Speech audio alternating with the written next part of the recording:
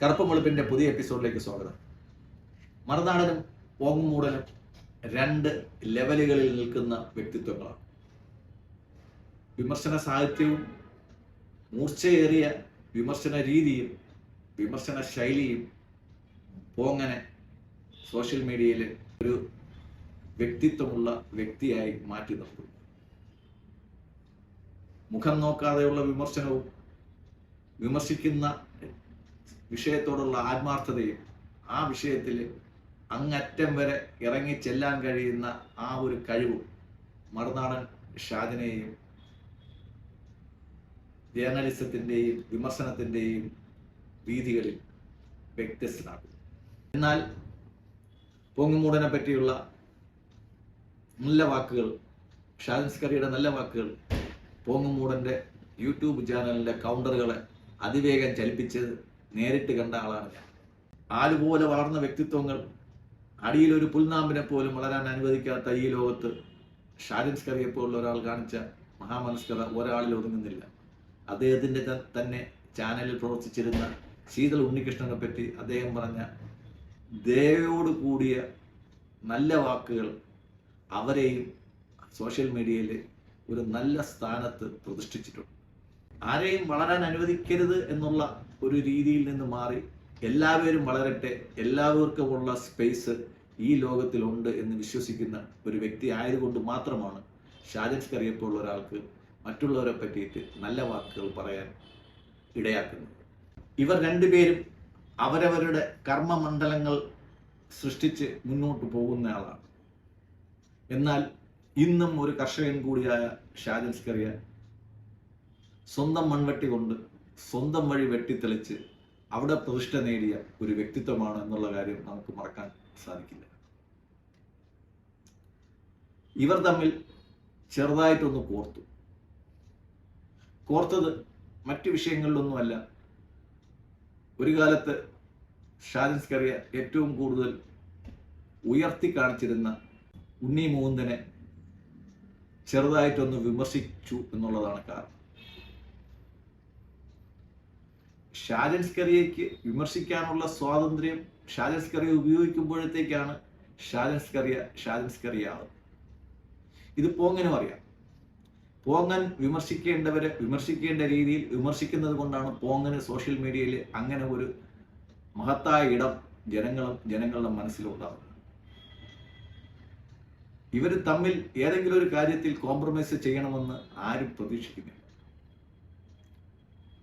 ഉണ്ണി മുകുന്ദനെ താങ്ങി നിർത്താൻ പോങ്ങുമൂടൻ കാണിക്കുന്ന വ്യഗ്രത നമുക്ക് മനസ്സിലാകാം.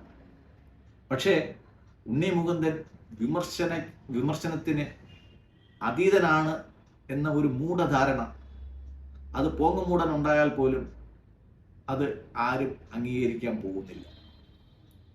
വിമർശിക്കുന്നയാൾ വിമർശിക്കാം, നിങ്ങൾക്ക് സപ്പോർട്ട് ചെയ്യുന്ന ആൾക്ക് സപ്പോർട്ട് ചെയ്യാം. പക്ഷേ വിമർശിക്കുന്ന ആൾ വിമർശിക്കാൻ പോകുന്നത് മണ്ടത്തരമാണ്. അത് തലച്ചോറിൻ്റെ രീതികൾക്കുണ്ടായ വ്യതിയാനത്തെ നമുക്ക് മനസ്സിലാക്കാൻ സാധിക്കും. അങ്ങനെ നമ്മൾ അടയാളപ്പെടുത്തേണ്ടി വരും. ഉണ്ണി മുകുന്ദനെ വിമർശിച്ചുള്ള ഒരു വീഡിയോയും ഈ വിവാദത്തിൽ നിന്ന് പിൻവാങ്ങുന്നതായിട്ടുള്ള ശ്രീ പോങ്ങുമൂടന്റെ വീഡിയോയും രണ്ടും നമ്മൾ കണ്ടു. അദ്ദേഹം വിമർശിച്ച രീതിയോട് യോജിക്കുന്നില്ലെങ്കിൽ പോലും മാന്യതയോടെ ആ വിമർശന യുദ്ധത്തിൽ നിന്ന് പിന്മാറിയ അദ്ദേഹത്തിൻ്റെ മാന്യത നമ്മളേവരും നമസ്കരിക്കേണ്ടതാണ്. ശ്രീ ഷാജിൻ സ്കറിയുടെ വിമർശനങ്ങൾ രണ്ട് രീതിയിലുണ്ടായിട്ടുണ്ട്. ഒന്ന് ചില വ്യക്തികളോടുള്ള വിമർശനം, രണ്ട് ചില വ്യവസ്ഥിതികളോടുള്ള വിമർശനം. അത് പിണറായിസത്തെയും മരുമോനിസത്തെയും അൻവറിസത്തെയും എതിർക്കുമ്പോൾ അത് വ്യക്തികളോടുള്ള യുദ്ധമായിട്ടല്ല നമ്മൾ കണ്ടത്, അത് വ്യവസ്ഥിതിയോടുള്ള യുദ്ധങ്ങളായിട്ടാണ് നമ്മൾ കണ്ടത്. എന്നാൽ ശ്രീ ചാണ്ടി ഉമ്മനെയും ശ്രീ സുരേഷ് ഗോപിയെയും പെങ്ങളൂട്ടിയെയും ഒക്കെ വിമർശിച്ചപ്പോൾ നമ്മൾ കണ്ടത് അവരെ നന്നാക്കാൻ വേണ്ടിയുള്ള വിമർശനമായിരുന്നു. അത് ഫലം കണ്ടിട്ടുമുണ്ട്. അപ്പോൾ ഒരാൾ മറ്റൊരാളെ വിമർശിക്കുന്നത് അവരുടെ നന്മയ്ക്ക് വേണ്ടിയാണെന്ന് മനസ്സിലാക്കി കഴിഞ്ഞാൽ അതിൻ്റെ സതുദ്ദേശം മനസ്സിലാക്കി ആ വിമർശനത്തെ നമസ്കരിക്കുകയാണ് ബുദ്ധിയുള്ളവർ ചെയ്യുക. ചിലപ്പോൾ ചില വിമർശനങ്ങളും ചില വാക്കുകളും ചില രീതികളും നമ്മളിൽ വികാര വിക്ഷോഭങ്ങൾ ഉണ്ടാക്കാം. ആ വികാര വിക്ഷോഭങ്ങളെ നിയന്ത്രിക്കുന്നതിനാണ് ഹൃദയത്തിന് മുകളിൽ തല പ്രതിഷ്ഠിച്ചിരിക്കുന്നതും അതിൽ വിവേകം ഉണ്ടാക്കിയിരിക്കുന്നത്. പൊങ്ങുമുടനെ പോലെയുള്ള പരിണതപ്രജ്ഞനായ വിവേകമുള്ള ഒരാൾ ആ വിമർശനത്തെ ആ രീതിയിലെടുത്ത് അതിലെ നിശബ്ദത പാലിക്കേണ്ടതായിരുന്നു. പൊങ്ങുമുടന് പറയാനുള്ളത് പറയാം, നമുക്കതിനകത്ത് എതിർപ്പൊന്നുമില്ല. പക്ഷേ ആ വിമർശിച്ചത് ശരിയായില്ല എന്ന് പറയാൻ വിമർശിക്കുന്ന ആൾക്കുള്ള അവകാശം പോലെ തന്നെയാണ് വിമർശിക്കുന്നവർക്കും ഉള്ള അവകാശം. ഷാജൻസ്കറിയാക്കിയത്, ഷാജൻസ്കറിയാക്കി നിലനിർത്തുന്നത്, ഷാജൻസ്കറിയായി കാണാൻ അദ്ദേഹത്തെ ഫാൻസ് എന്ന് പറയുന്നില്ല, അദ്ദേഹത്തെ അംഗീകരിക്കുന്ന ആൾക്കാർ ആഗ്രഹിക്കുന്നതും ആ വിമർശനങ്ങൾ അത് ക്രിയേറ്റീവ് ആയതുകൊണ്ടാണ്. ക്രിയേറ്റീവായ വിമർശനങ്ങൾ ഉന്നയിക്കുന്നതാണ് ജേർണലിസത്തിലും ഇപ്പോൾ സോഷ്യൽ മീഡിയയിലും നമുക്ക് അത്യാവശ്യമായ കാര്യം. ആർജവത്തോടെയുള്ള വിമർശനം അത് നല്ല ഒരു കയ്പുള്ള മരുന്നാണ്. ആ വിമർശനം കൊണ്ട് പലരും നന്നാവും. ശ്രീ കടന്നൽ രാജ എന്നറിയപ്പെടുന്ന ശ്രീ PV അൻവർ ചന്ദ്രഹാസവുമായി ശ്രീ ഷാജൻസ്കറിയയ്ക്ക് നേരെ ഇറങ്ങിയപ്പോഴത്തേക്കാണ് നമ്മൾ മനസ്സിലാക്കുന്നത് PV അൻവറിന്റെ യഥാർത്ഥ ഉദ്ദേശം എന്തായിരുന്നു. അദ്ദേഹത്തെ വളരെ അതിനീചമായ കള്ളക്കേസിൽ കുടുക്കി, അദ്ദേഹത്തെ മാസങ്ങളോളം ഇട്ട് ഓടിച്ചു, അദ്ദേഹത്തിന്റെ സ്ഥാപനത്തിന് ഉണ്ടാക്കാവുന്ന നഷ്ടങ്ങളെല്ലാം വരുത്തി, അദ്ദേഹത്തിന്റെ പല പ്രവർത്തകരെയും ജോലിയിൽ നിന്ന് പിരിഞ്ഞുപോയി, അദ്ദേഹത്തിന്റെ ഓഫീസിൽ നിന്ന് കമ്പ്യൂട്ടറിന്റെ മൗസ് പോലും എടുത്തുകൊണ്ട് പോകാൻ ഇവിടുത്തെ പോലീസുകാർക്ക് ആവേശമായിരുന്നു. ഇതൊക്കെ വരുത്തിവെച്ചിട്ട് ആ വരുത്തിവെച്ച ശ്രീ PV അൻവർ ഇന്നെവിടെയാണ്? ആരുണ്ട് കൂടെ? അദ്ദേഹത്തിന്റെ ഏത് നല്ല നിലപാടിന്റെ കൂടെയാണ് ആൾക്കാർ നിന്നത്? എനിക്ക് വ്യക്തിപരമായിട്ട് ശ്രീ PV അൻവറുമായിട്ട് യാതൊരു വിരോധവുമില്ല.